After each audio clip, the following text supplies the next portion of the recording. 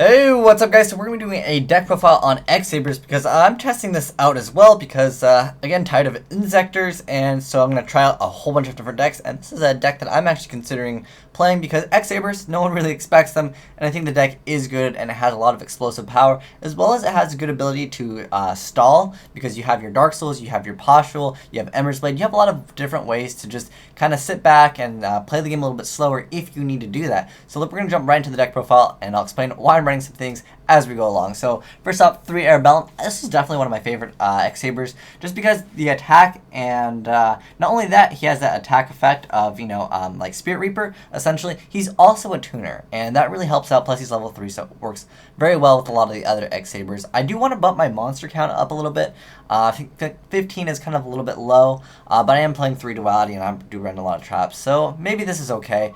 Maybe I can decide to drop a Fall Troll, put another Gotham's E-Call. I don't know. Let me know what you guys think. But yeah, I really like Arabellum just because I'm setting this deck up in a way where I summon Arabellum, I set backward to protect Arabellum, and if they summon anything, I negate their summon or, deprison it, and then I can attack them directly. Attacking directly is very important, although it is a discard, so if you're playing against Dark World's not the greatest thing to have happen. But if you're playing against other decks, getting that minus is always good, especially when you can make your opponent minus like multiple times. It really does hurt them quite a bit.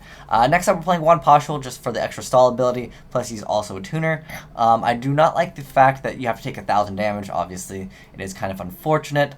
Next up, we're playing 2 Boggart Knights, and Boggart Knight actually got a little bit better just because of Exceeds. Now that allows me to go for Utopia if I want to go for Utopia, or Roach, which is a great card against Chaos Dragons.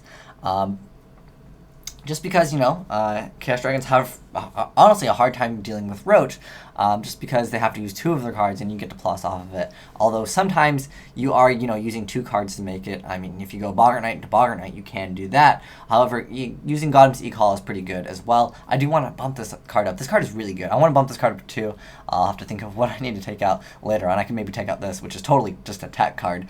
Next up, we're playing 2 Dark Soul. I don't feel like 3 is necessary, just because I'm playing 3 Ember's Blade, and generally I like to summon my monster and set Saberhole. I am playing triple Saberhole. I feel like this card is great. It has a great matchup against a lot of different decks, just because a lot of the stuff is inherent summoning, so that is pretty good. That means you cannot use Saberhole to negate Monster Reborn. Keep that in mind.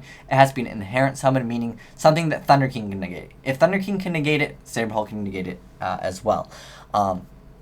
And it is supposed to be 3, and that's what's good. And there's no cost other than having your X-Saber on the field, and they can't like chain Book of Moon to it, so pretty good stuff. Although sometimes when you summon Dark Soul and you set multiple back row, they're like, oh, it's a Saberhole, and which is kind of funny. But sometimes if you need to do that against certain decks, you need to do it, and it is kind of funny. But Saberhole, very good card. You don't have to pay any life either. That's pretty nice there. Next up, we're playing 3 Ember's Blade. Ember's Blade allows me to stall, allows me to go aggressive, allows me to get my combo piece, allows me to get a Dark Soul, full Hum Knight to stall even more. It just allows so many options, and I really feel like Ember's Blade is great. And not only does it special summon any level 4 or lower, but the greatest part is you can special summon the monster in defense mode. Cards like Giant Rat and Mystic Tomato, they summon in attack mode, so you'll have to take some damage, whereas Ember's Blade, you can go Ember's Blade into Ember's Blade into Ember's Blade, and then you can finally go for full Hum Knight and block another attack. So you basically, as long as you have an Ember's Blade and they don't get rid of it by the time they go to the battle phase, and you still have multiple Ember's Blade in your deck, you usually won't get OTK'd, and that's pretty good. And then we're playing 2 Fall Trolls. Pretty good card. I am not playing the tour guide version of X-Sabers just because, I do want to just try out the Saberhole. I do have the option to go for Invoker, though, which I actually should put in my extra deck here. Maybe it can take out, like, Scrap Dragon? I don't know. Maybe Scrap Dragon. If you guys are unfamiliar with this, I actually should put this in. Maybe you can take out Gaia Knight. Although I really wanted to make Gaia Knight one game, and it would have really helped. But if you guys haven't seen MX-Saber Invoker, it was printed recently. But anyways, it requires 2 level 3 monsters, and once printed, you can detach 1 Exceed material to special summon a level 4 Earth Warrior or Beast Warrior type monster from your deck in face-up defense position, and it's short in the end phase, but usually you'll be synchroing with it or exceeding if you want to do that. It works so great with Tour Guide because you can go Tour Guide into Tour Guide and then make this, and then you can go for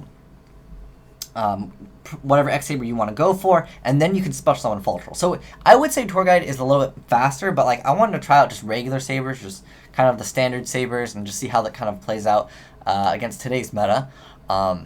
Yeah, so yeah, definitely if you're playing Sabers or you want to play them, check out this card. It's very good, especially if you're playing tour guide. But I definitely should be main decking this. But I still, I just made this deck, so I'm still testing it out.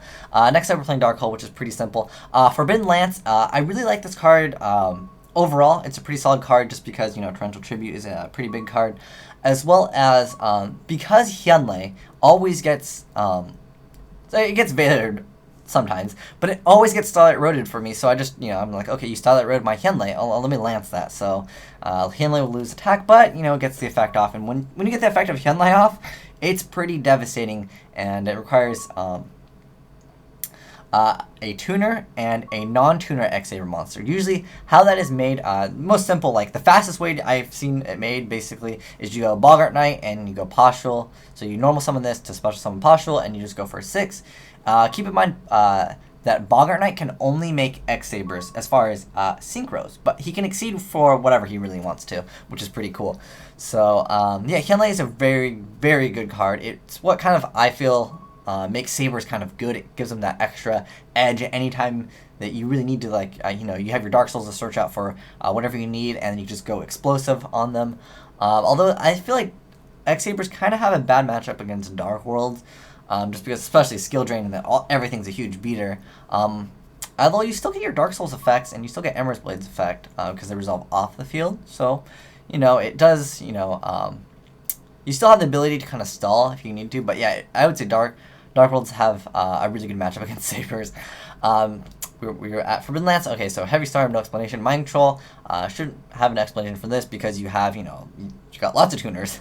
Lots of tuners equals Mind Control, a very good card, as well as Exceeding, that's good for that as well. And then I'm also playing 3 Duality just to add consistency, because I am kind of playing low monsters, but I feel like a whole bunch of the monsters search out a lot of the other monsters, so I don't need a high monster count, and I want to be able to Duality into 1 Saber and have lots of back row, and hopefully get a Starlight Road. That is why I'm playing triple Starlight Road, because I wanted to play a really aggressive Saber deck, and that's why I'm calling this like aggressive Sabers, because Tour Guide is kind of better, I feel. Although sometimes when you get to go first and you get to set Saber Hole, you get to summon your Arabellum, you get those early minuses and you just win. And especially when you have if you open up with Arabellum plus a protection for Arabellum, maybe an extra protection, so you have Bottomless and a Deep Prison, or Bottomless and a Saber Hole, plus a Starlight Road, you're gonna get your play off. And once you get that Starlight Road off, I feel like if you successfully activate Starlight Road early on in the game, you can really take advantage and control over the game. So we were at Duality, and this card is just totally teched in there, just because it hurts Chaos Dragons, and that's a very popular deck, and this deck can have trouble against that deck, depending on how fast Chaos Dragons is, because if Chaos Dragons opens up with Solar Recharge, Charge Light Brigade, they're just too fast, and you just really can't keep up. But sometimes, if they just go for a quick Light Pulsar, and they don't really have too much stuff in the grave, you just get rid of it, and then this forces Light Pulsar to miss the timing, as well as Shining, although I haven't really seen too much E-Heroes recently on Dueling Network, just kind of slowing down just because Chaos Dragons, definitely a superior deck in my opinion. But yeah, next up for the traps, we got 15 traps, so this is a lot. So we got Double Bottomless, a great card against Chaos Dragons, and Triple Deep Prison, which is a great card against Chaos Dragons, as well as Dark World, because Dark World try to attack with the Grapha. Once you get rid of their Graphas, or you get rid of Light Pulsar, their decks fall apart quite quick. If you can get rid of 2 Graphas, or you can get rid of 2 Light Pulsars early on, they kind of struggle. They really do, until they get their last one. And if you get rid of all 3, obviously, you basically win. It kind of exhausts the deck to its potential. Although Chaos Dragons, they have BLS, they have Dark Arm, they have a lot of other cards, so yeah, sometimes it's unfortunate. But Dark World's really, if you get rid of the 3 Graphas, it hurts them quite a bit. Generally, because I haven't seen too much Trance Archfiend play. So next up, we're playing Triple Saber Hole because it's aggressive Sabers, and you want to go summon Arabellum. Your goal in this deck is basically summon Arabellum, set back row, negate their summons, and just keep on attacking them. And if anything goes wrong, you can play as aggressive as you want as long as you have a Starlight Road down, because you don't have to worry about Mirror Force, you don't have to worry about Torrential or Dark Hole, because you just Starlight Road and you're good from there. Then we're playing the whole 3 Solemns, and then Triple Starlight Road, and 1 Gundam Emergency Call, although I feel like it would be great to maybe bump this up to 2, because this card is quite amazing. Maybe I'll just take out the tech, because this card right here is totally just teched in. As far as the extra deck, there shouldn't be anything you guys are unfamiliar with, except for this card over here, Salza. So that card, and then Invoker, which I've already talked about. This card's really good, as well as Hyunlei. Everything else you guys should be familiar with, but yeah, I don't really make anything too often.